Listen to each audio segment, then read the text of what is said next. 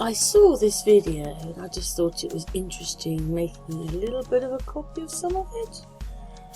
But actually looking at the reason Richard Branson is in the Epstein files.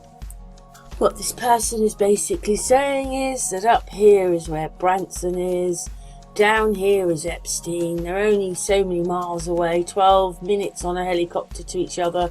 They partied together and everything, and they mirror image each other with the amount of people that they can hold, etc, etc, etc. So let's just watch this video. It's very interesting. So Richard Branson could be another one, just like Epstein. Oh my god, it just goes on. I wish someone would do something about these people. But anyway, let's just watch this little video. Richard Branson is the 76-year-old billionaire of the ironically named Virgin Group, which is a multi-billion-dollar industrial conglomerate involved in everything from records to trains to hospitality to telecommunications and even space travel. He has a face you've likely seen at some point in your life, even if you don't know why, because he's been pushed as a very popular figure. And as far as billionaires go, he seems vaguely more entertaining at first, even holding at one point in his life 2 separate Guinness World Records related to leveraging cash from his various companies. He somehow is still a billionaire almost 3 times over, and the story surrounding him and his property has become rather compelling in recent years. So let's look at his property, Necker Island. Necker Island is a 74-acre island in the Virgin Islands, which is a part of the Caribbean, which Richard Branson often lives at and has constructed an incredibly luxurious resort upon. Admittedly, it's a very, very beautiful place. I believe this is probably one of the best, at least I would say from the outside, because internally a much different story has been happening on Necker Island. And to understand those, we first have to understand the mysterious story of how Richard came to even own this property, because a 20-year-old with relatively little money somehow coming to own one of the most valuable pieces of real estate in at least the Caribbean, if not maybe even the world, considering how high end of an island this place is a little odd, especially because it basically fell into his lap. In 1978, Richard Branson was traveling around the Caribbean and the Virgin Islands with his girlfriend at the time and showed her various different places, and eventually the two stopped on Necker Island, and she decided that they had fallen in love with it, and so he reached out to the owner and offered to buy it for about 100 grand.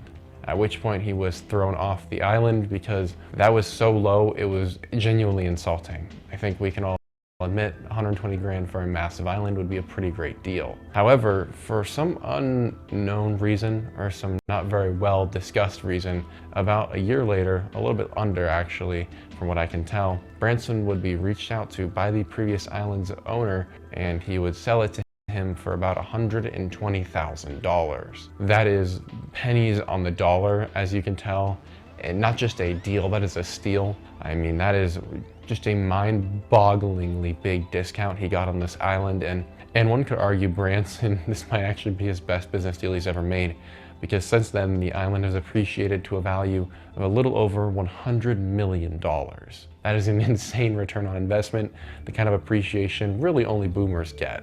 In this case, it was Richard Branson getting a deal that is so good. It seemed like things happened at exactly the right time for Richard Branson's favor. In any case, the story for the nobleman is very sad, I can't lie, but it's not the point of today's video, so before I yap, let's keep going. So Branson now is the owner of this island and is met with the requirement by the government of the British Virgin Islands that he's going to have to build a resort on this island in 5 years or less, or the island is going to revert to the ownership of the British Virgin Islands government. And so Richard begins doing just that. With millions of dollars in years, he ends up building arguably one of the most luxurious stays you can have in the world. And this is where people begin to become curious, because as we're gonna see, almost nobody can actually afford to stay here. It doesn't seem like a lot of people actually do stay there by looking at the booking schedule.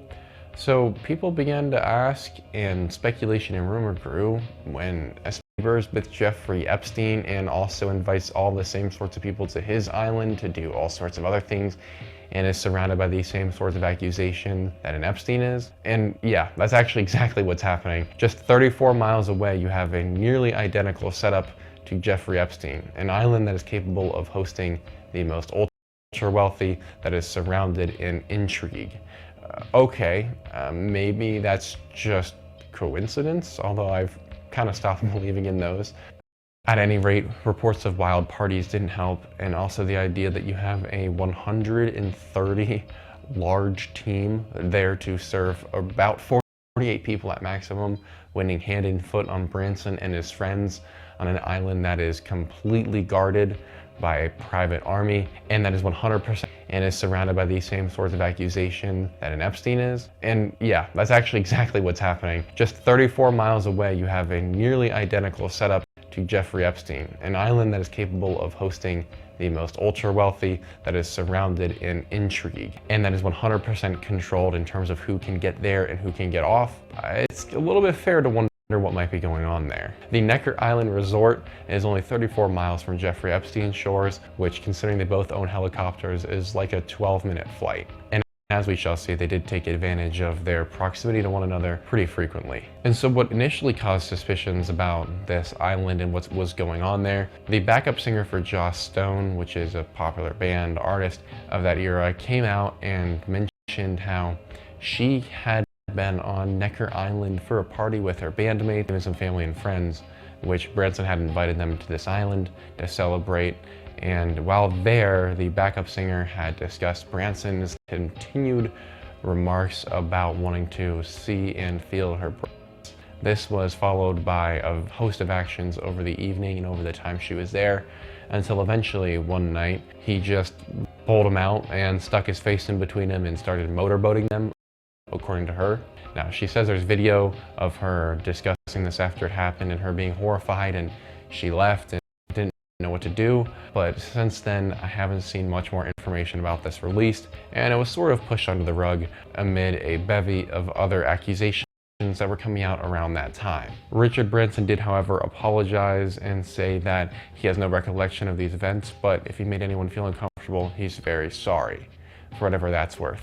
Number two, and more oddly, the second event related to the island that really seemed to throw people off and gave some people a bad taste in their mouth, was that essentially through Branson's own actions, no one but Epstein and his class of individual could ever actually even go to this island, no matter how badly they wanted to, is about $6,000 a night.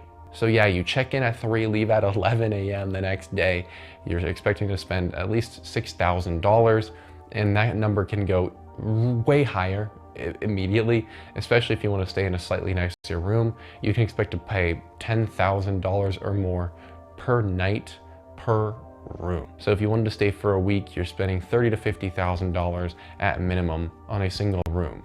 Say you wanted to bring your family, just double it. Literally, it is an insane experience. I tried to research it to see if there's a way I could get to the island, and that is a fortune so heavy that only a very small percentage of Earth can afford it. We're not even talking the 1%. We're talking like the top